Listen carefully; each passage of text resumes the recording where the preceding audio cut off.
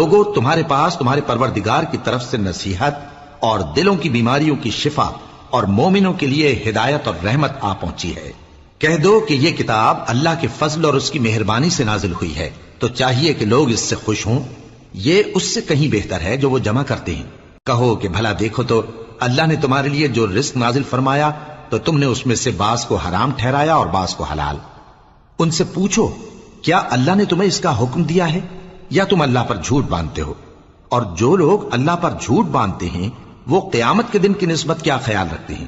بے شک اللہ لوگوں پر مہربان ہے، لیکن اکثر لوگ شکر نہیں کرتے۔ اور تم جس حال میں ہوتے ہو، یا قرآن میں سے کچھ پڑھتے ہو یا تم لوگ کوئی اور کام کرتے ہو، جب اس میں مصروف ہوتے ہو تو ہم تمہارے پاس ہوتے ہیں، اور تمہارے پروردگار سے کوئی ذرہ بھر بھی چیز پوشیدہ نہیں رہتی، نہ زمین میں اور نہ آسمان میں، اور نہ کوئی چیز ہے اس سے چھوٹی اور نہ بڑی مگر کتاب روشن